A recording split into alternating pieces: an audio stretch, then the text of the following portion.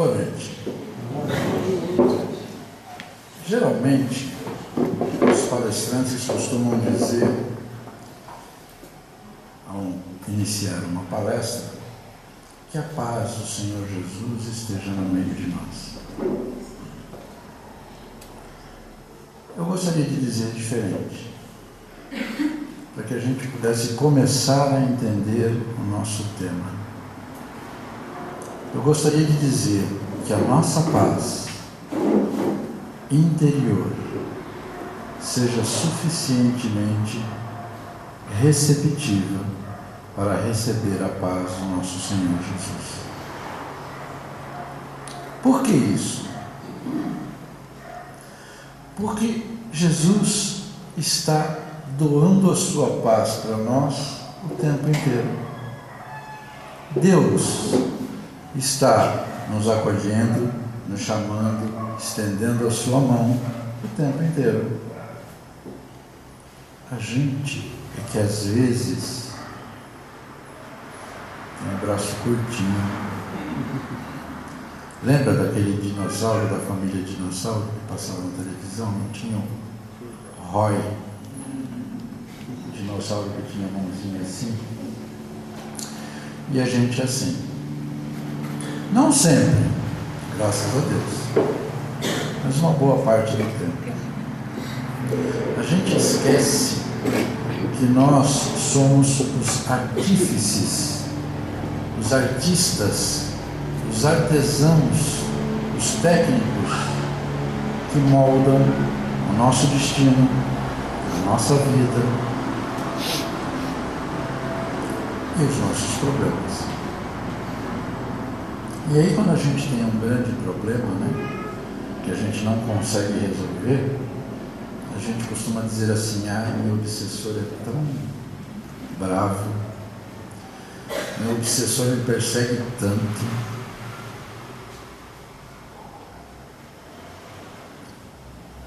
Alguém aqui não fala isso? E quando a gente diz isso, a gente está colocando a nossa responsabilidade na mão dos outros. É fato que o nosso dia a dia, muito mais do que nós gostaríamos, é influenciado por espíritos, encarnados e desencarnados. Nós somos influenciados quase que o tempo inteiro, segundo Allan Kardec.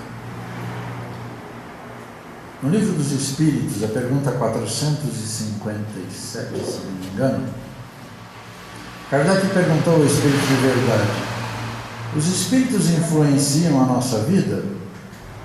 E a resposta: sim, muito mais do que pensais.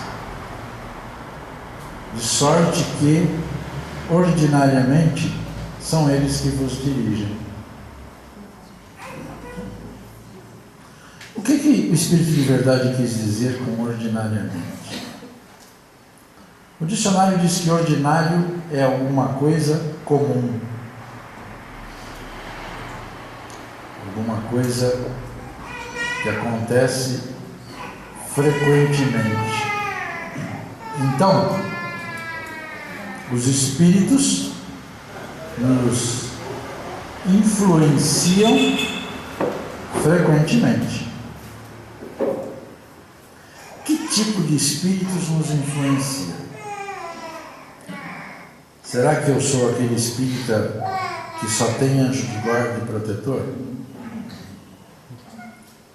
Será que eu acho que eu não sou obsidiado?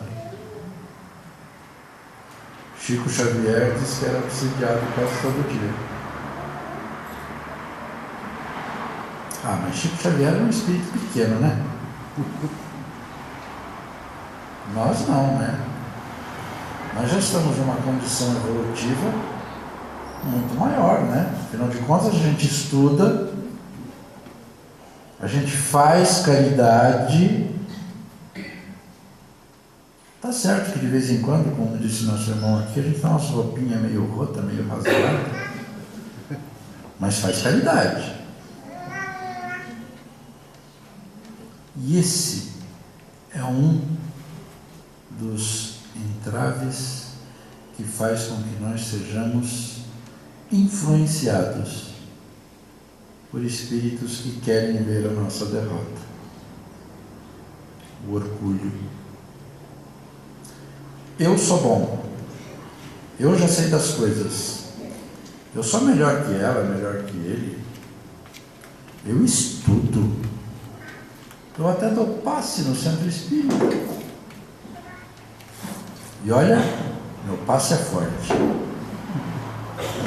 Na hora que eu dou passe, o cidadão arrepia.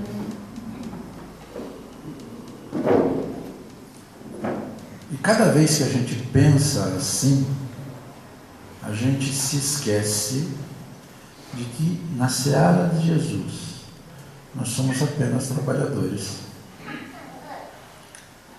Somos apenas ferramentas, na verdade. Se não estivéssemos trabalhando, estaríamos enferrujando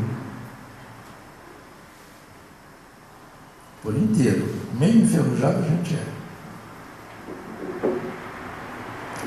E aí a gente põe a culpa dessas coisas no obsessor. O que é um obsessor? A doutrina espírita diz que existem obsessões de 3 categorias: a comum, a fascinação e a possessão. Mas eu digo que nós temos 2 tipos de obsessores. Não estou contradizendo a doutrina, hein? A doutrina fala de obsessão. Estou falando de obsessores. Nós temos aquele obsessor que já foi nosso amigo um dia. E por esta razão, em algum momento no passado, houve algum problema entre a gente e ele, e nós o decepcionamos. E porque nós éramos grandes amigos, essa decepção doeu. E por ter doído, ele se sente magoado, ultrajado, ofendido, no direito de fazer com que a gente pague aquilo que a gente fez. Esse sem vergonha me machucou. Vou fazer a vida dele no inferno. Não vai ter mais um dia que ele vai dormir sossegado.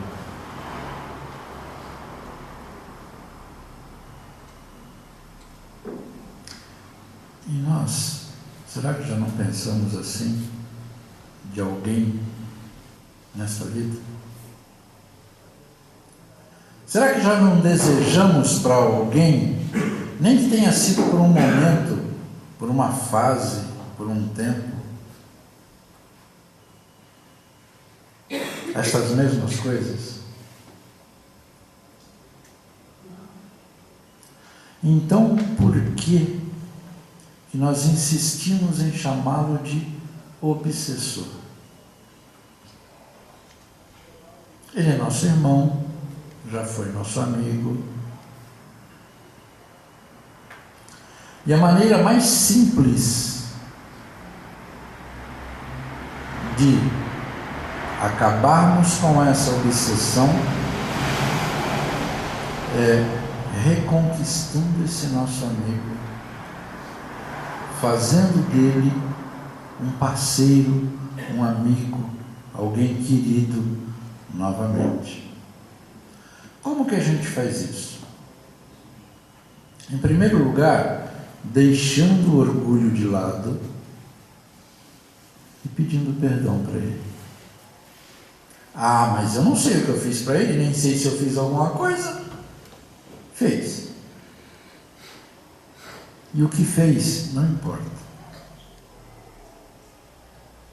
Diga para ele, mentalmente ou em voz alta: meu irmão, me perdoa.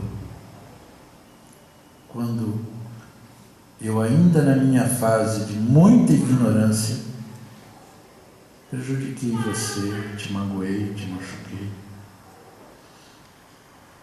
Eu estou tentando hoje ser melhor. Caiu a ficha para mim. Jesus hoje é meu guia. Eu estou aprendendo a cada dia que, seguindo os caminhos dele, seguindo a sua luz, eu posso me melhorar. E você, meu amigo, ou vocês, meus amigos, né? Dificilmente a gente tem só um. Imagina que a gente tem aí umas 1000 encarnações e a gente só machucou um. Deve ter uma fila aqui atrás, né? Mas é isso que a gente tem que demonstrar. E André Luiz, na sua literatura, em várias ocasiões, menciona isso.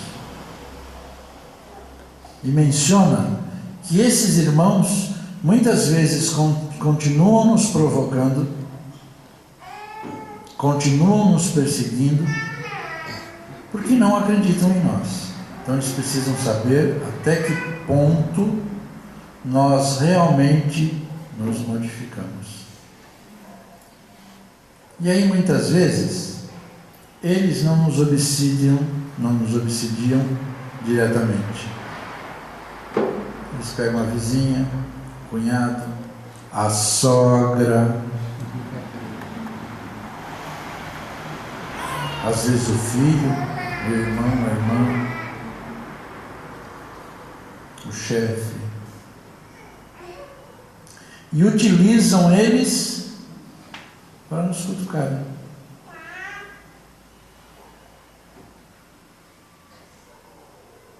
Para de cutucar outra. Que coisa! Será que vocês já não perceberam isso, já não sentiram isso? Ou talvez não tenham pensado nisso, mas agora, relembrando, puxa vida, aquele meu colega, aquela minha colega, aquele meu parente fez isso, fez aquilo.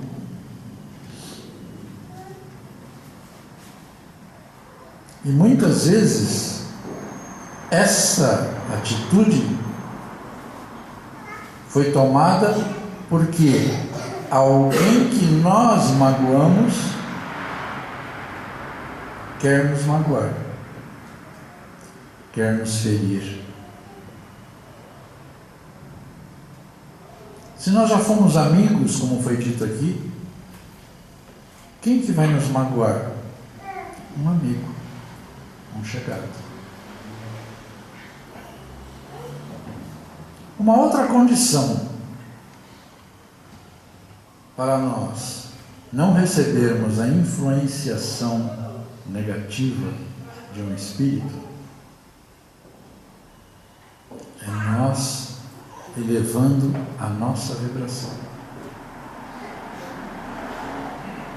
Por quê? Porque nós só conseguimos manter contato, ter sintonia e visualizar aqueles que estão no mesmo patamar que a gente. Isto se dá com os encarnados, mas isso se dá com os desencarnados também.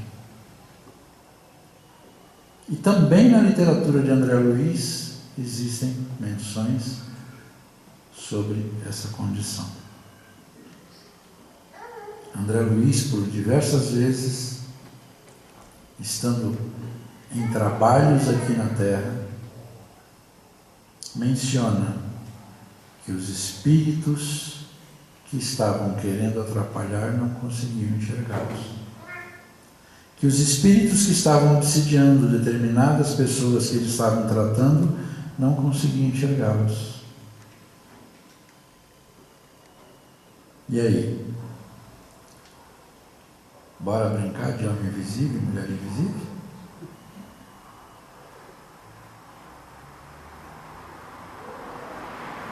Agora, por outro lado, quando elevamos a nossa vibração, continuamos sendo influenciados. Sabiam disso? Só que aí é uma influenciação positiva.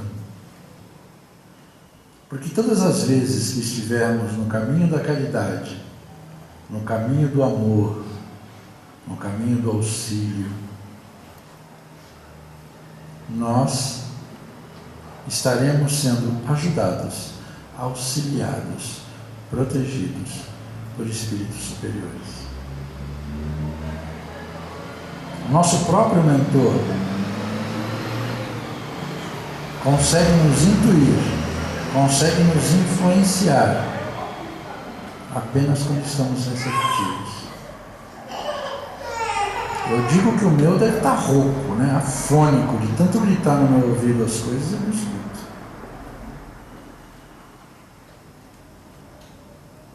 Mas basta que a gente tenha um pouquinho de humildade, um pouquinho de serenidade,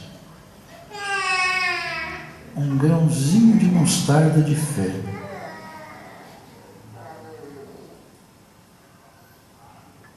E a gente se torna receptivo.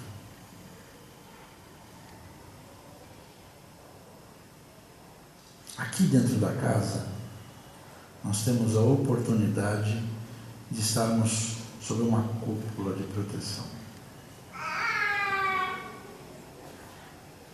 Essa cúpula de proteção, muitas vezes, na medida em que os nossos obsessores, os nossos perseguidores, são ferrenhos e ainda não estão aptos a se comportar e a ouvir a palavra do Senhor, ficam do lado de fora.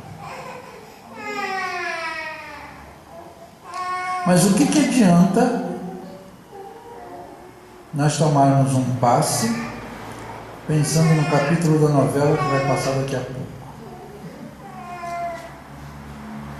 Passando na notícia qualquer aí sobre desgraça, sobre acidente, sobre não sei o que a gente assistiu na televisão. Pensando na briga que eu tive com a minha mulher ou com meu marido antes de sair de casa.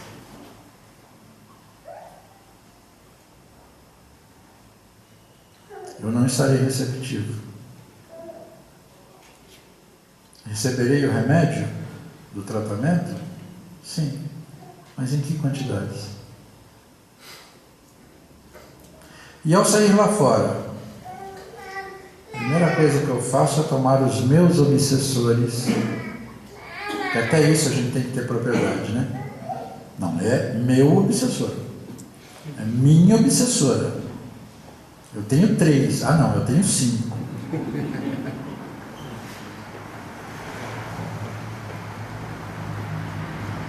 Acho que está na hora de a gente chamá-los de irmãos, né?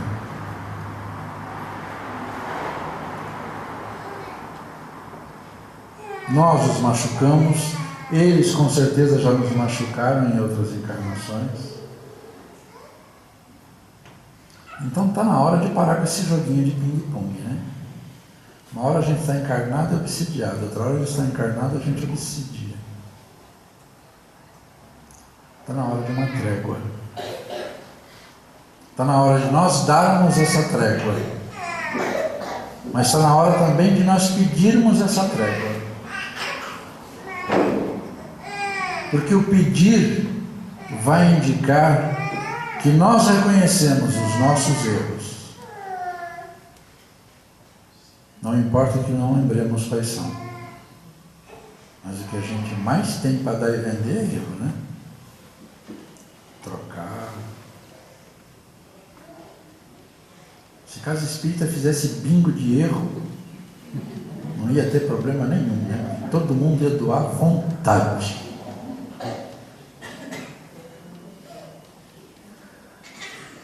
Então está na hora de humildemente fazermos um acordo com os nossos irmãos. No nosso Evangelho no lar, chamá-los para participar. Porque no nosso Evangelho do lar, não só nós estaremos chamando os nossos protetores, os nossos mentores, os nossos guias, os espíritos familiares, também estarão convidando-os. E com certeza poderão mostrar para eles e dizer para eles muito mais coisas do que nós podemos mostrar ou dizer para eles.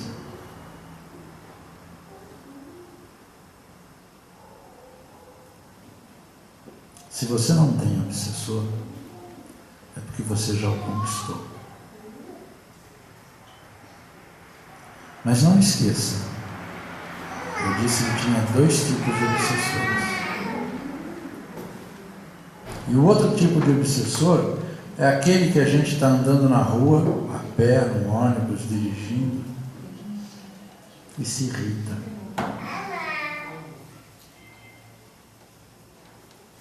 E mantém essa irritação. E aí a gente vai ganhar como companhia alguém que estava ali, que às vezes não estava nem olhando para a gente, mas prestou atenção no nosso desequilíbrio. E aí acompanha a gente. Se esse desequilíbrio for algo momentâneo, e nós ainda somos crianças ainda, em relação à vida espiritual e espiritualista, dali a pouco a gente pensou direito, pediu perdão, pediu ajuda para refazer as nossas energias e a nossa vibração. E o Espírito vai dizer: mais um espírita, mais um crente. Esse não dá nada não, deixa ele seguir o caminho dele que não morre.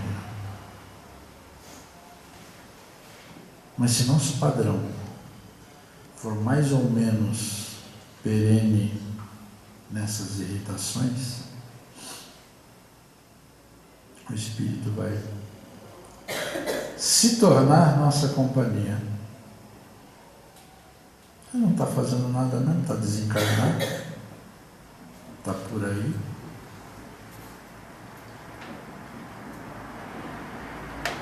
E aí vai aproveitar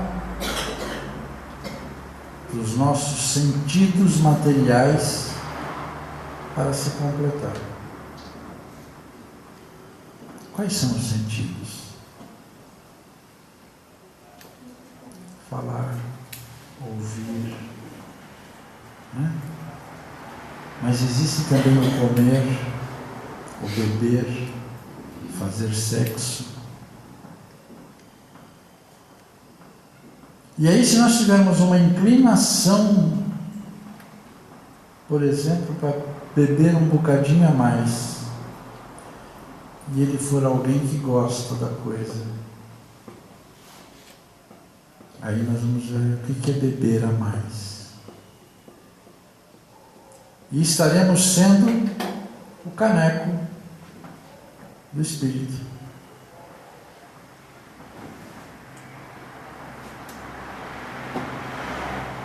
E aí ele vai querer esse caneco sempre cheio.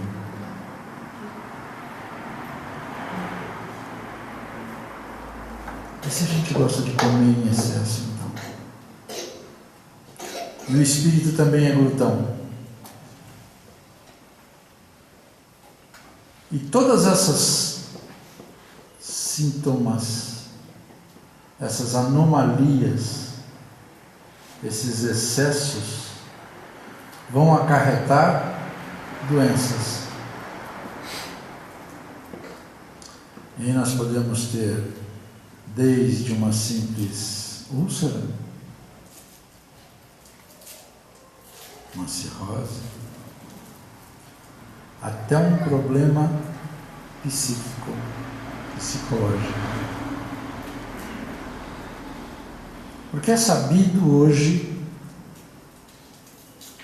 pela medicina, e principalmente pela medicina espiritual, pelos médicos espíritas, que nos manicômios, a grande maioria que está lá não tem apenas problemas físicos, tem problemas espirituais também.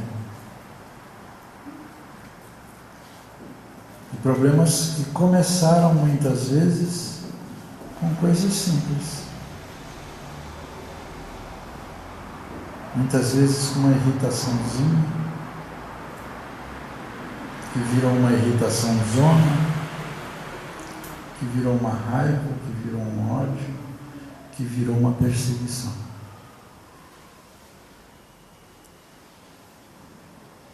Mas nós podemos escolher.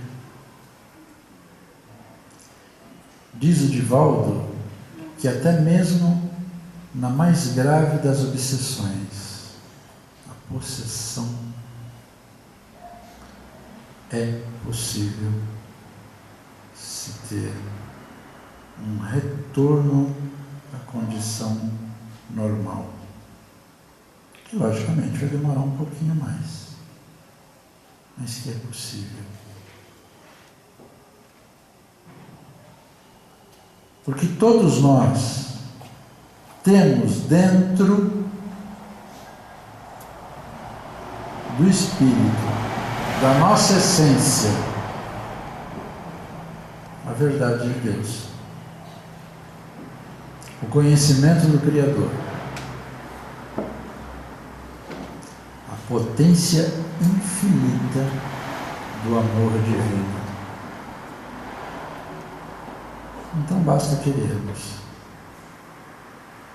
E se hoje nós estamos numa situação tranquila, de saúde mental, é mais fácil ainda para nós evitarmos. Evitarmos o quê? Evitarmos abrir as portas do nosso coração, dos nossos sentimentos, para quem queira nos prejudicar.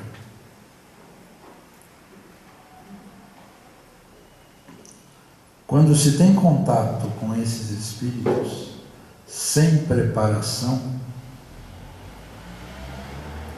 o prejuízo é muito grande.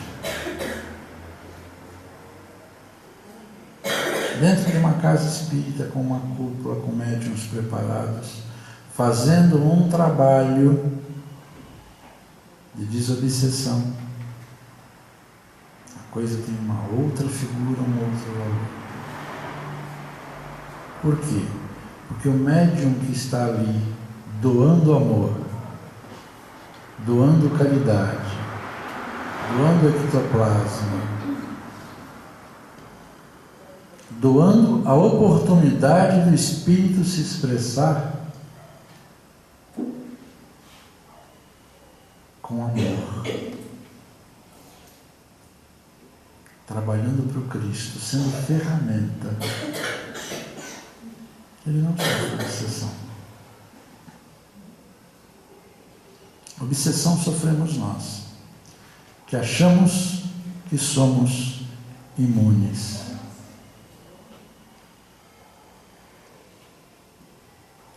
Jesus certa vez disse assim: vós sois deuses, fareis o que eu faço e muito mais.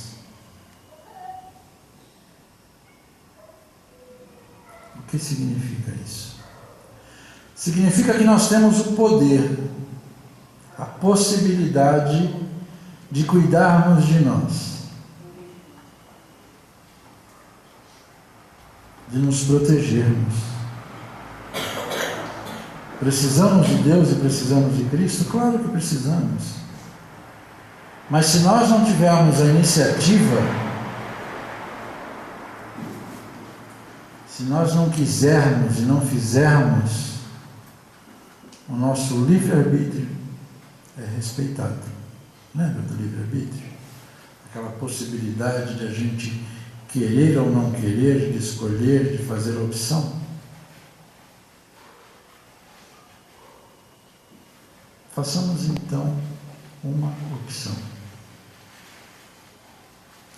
Vamos optar por sermos de Cristo, por fazer com que o Cristo viva por inteiro dentro de nós. Ah, mas eu sou muito imperfeito ainda, eu faço um monte de besteira.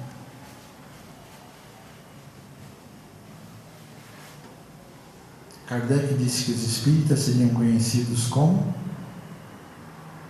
Pela força de vontade em modificar as suas más inclinações.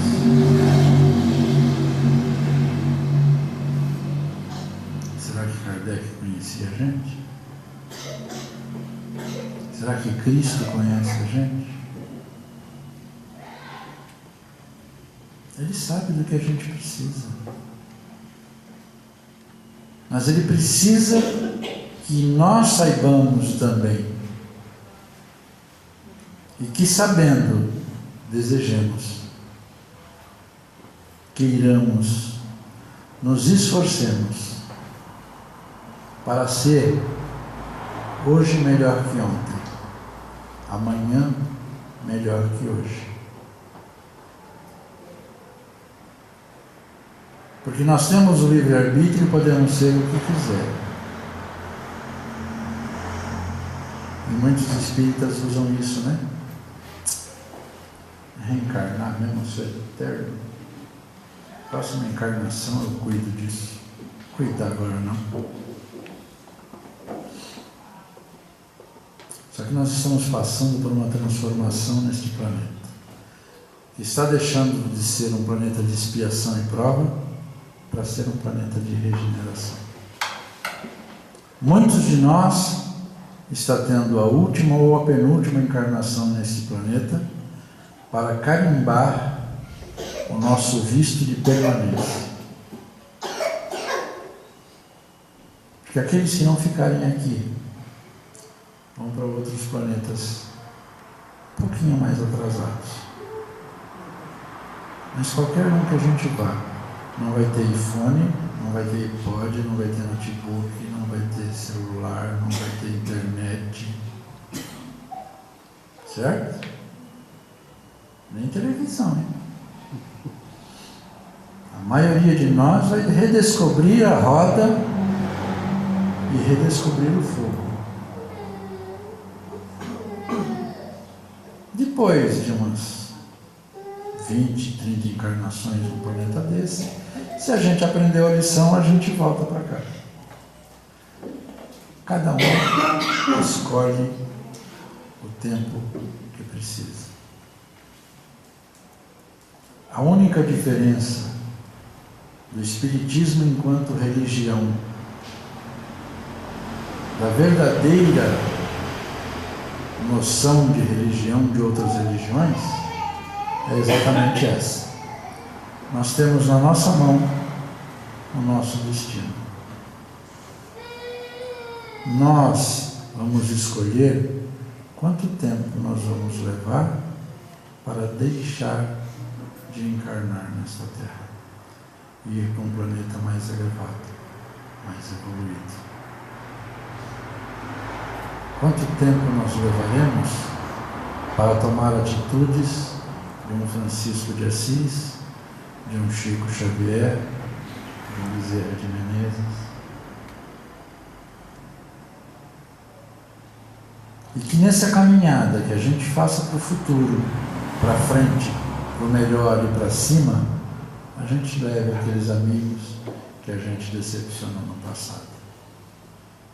Que a gente se esforce, que a gente mostre realmente que nós estamos querendo mudar. Que nós estamos querendo avançar. Porque, segundo Chico Xavier, existem muitos espíritos encarnados e desencarnados que só lerão alguma passagem do Evangelho olhando para as nossas vidas.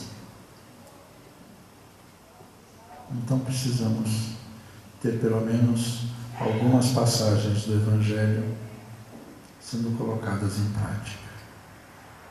Pelo menos o esforço de nos melhorarmos. Que Jesus encontre a nossa paz